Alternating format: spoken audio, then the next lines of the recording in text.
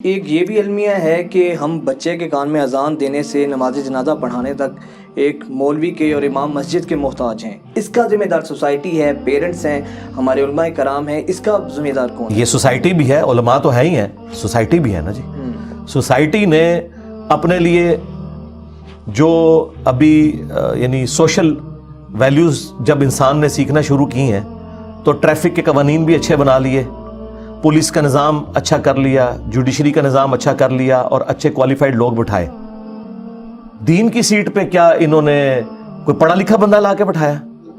آپ کہتے ہیں نا مدارس کے پڑھے ہوئے، 90% سے زیادہ مساجد کے جو امام ہیں نا وہ مدرسے سے پڑھے ہوئے بھی نہیں ہیں. انہوں نے صرف آخری 20 صورتیں یاد کی ہی نہیں ہیں زبانی، وہ تو عالم دین ہے ہی نہیں ہے. ہاں جی، وہ تو ائمہ ہیں. اس لیے آپ دیکھیں دو ٹرمز یوز ہوتی ہیں، ائمہ مساجد اور خطبہ. خطبہ وہ ہوتے ہیں جو جمعہ پڑھاتے ہیں، ان میں سے بھی اکثر جاہل ہیں سوائے چند لوگوں کے. اس لیے آپ دیکھتے ہیں کہ جو مسجد 5 وقت میں نماز کا سسٹم جہاں رائج ہے نا، وہاں جمعہ وہ والا مولوی نہیں پڑھاتا، کیونکہ وہ مولوی ہوتے ہی نہیں ہے، وہ صرف ایک امام مسجد ہے جس نے چند ایک صورتیں رٹی ہوئی ہیں. اس لیے وہ جمعہ نہیں پڑھا سکتا. جمعے کے لیے باہر سے کوئی مولوی آتا ہے، وہ بہت تھوڑے ہیں، اور وہ جو باہر سے بھی آتے ہیں انہوں نے بھی وہ 12 تقریریں کتاب خریدی ہوئی ہے، وہ یاد کی ہیں. ہر 12 جمعوں کے بعد وہ تقریر ریپیٹ ہو رہی ہوتی ہے، چند ایک باتیں. یہ تو اب سائنس کی برکت سے اور اس ماڈرن ایج کی برکت سے لوگوں کو پتہ چلا ہے کہ یار قرآن و سنت کی طرف جانا ہے. حالانکہ یہ کتابیں 1200 سال پہلے حدیث کی لکھی گئیں، قرآن پاک موجود تھا، لیکن سائنس کی برکت سے، سافٹ ویئرز کی برکت سے اب مینیجیبل فارم میں لوگ لے کے آئے. اسلام 360 بنا، لوگ کاؤنٹر ویریفائی کر سکتے ہیں. ہم نے کوئی ایسی چیز نہیں لکھ کے عوام کے حوالے کی جو میرا دعویٰ ہو کہ میں نے نبی الاسلام سے سنی ہے یا مجھے خواب میں اشارہ ہوا ہے. میں تو وہی باتیں کر رہا ہوں جو آپ کالجز میں، یونیورسٹیز میں، ایون مدارس میں پڑھتے ہیں کہ قرآن کے بعد اہل سنت کی بنیادی کتابیں بخاری و مسلم ہیں. صرف یہ ہوا ہے کہ اس دور میں آ کے اس سے انہوں نے سٹینڈرائز کر کے نمبرنگ لگا دیا حدیث کو، اور وہ سٹینڈرڈ ہے پوری دنیا کے اندر. اور میں حدیث کا نمبر بتاتا ہوں اور کہتا ہوں کاؤنٹر ویریفائی کریں. اب جب وہ اس میں سے نکلتا ہے تو لوگ جا کے اپنے مولویوں کے گلے پڑتے ہیں کہ یار آپ نے جو ہمیں دین بتایا تھا وہ کدھر لکھا ہوا ہے.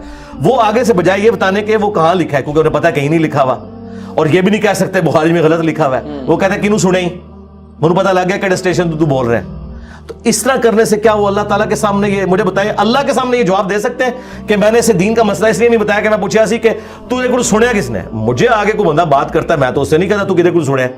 ہم کہتے ہیں آپ کا سوال ہے، انشاءاللہ آپ تسلی سے ہمارا جواب سنیں، ہم آپ کو ٹرو سینس میں بتائیں گے یہ چیز ہے. تو اب تبدیلی آ رہی ہے، میں مایوس نہیں ہوں. اس ماڈرن دور میں 8 سے 30-40 سال پہلے ایون پاکستان جب بنا تھا اس وقت کی آپ ویڈیوز نکالیں اور محمد علی جناح رحمہ اللہ کے جلسوں میں دیکھیں کتنے لوگ داڑھیوں والے تھے، اور آج آپ دیکھیں تو آپ کو نظر آئے گا آج زیادہ نوجوان داڑھی رکھتے ہیں. اس کا مطلب ہے اسلام نے یہ اچھا وقت دیکھا ہے. اچھا، بھٹو کے دور کے اندر عورتوں کی جو حالت ہوئی تھی کالجز یونیورسٹیز میں، جو ان کی ڈریسنگ تھی، آپ وہ ویڈیوز میں دیکھیں. آج آپ سب سے ماڈرن سٹی اسلام آباد ہے نا، کراچی ہے نا، جا کے کالجز اور یونیورسٹیز کے باہر ذرا دیکھیں آپ کو کتنی بچیاں پورے برقعے میں نظر آئیں گی جو آج سے 30-40 سال پہلے نظر نہیں آتی تھی، جس کو ہم سمجھتے تھے بڑا اچھا وقت تھا. میں کہتا ہوں انگریزوں کے دور کے اندر بھی عورتوں کا زیادہ سے زیادہ پردہ ہی ہوتا تھا، بڑی چادر لیتی تھی. یہ برقعے کا رواج نہیں تھا. یہ اتنا ڈیسنٹ طریقے سے بہتر فارم میں حجاب کا جو سلسلہ ہے وہ دنیاوی تعلیم کی برکت سے شروع ہے. ڈاکٹر فضل ہاشمی سے پہلے کون سی اسلام میں خدمت گزار کوئی صوفنی آئی ہے جس نے اتنے لوگوں کو قرآن کے ساتھ جوڑا ہو اور لوگوں کو قرآن و سنت کے ساتھ جوڑ دیا اور حجاب کروایا ہو؟ یہ ڈاکٹر فضل ہاشمی نے کیا نا، جو PhD ڈاکٹر ہیں. ٹھیک ہے نا، تعلیم انہوں نے حاصل کی ہے.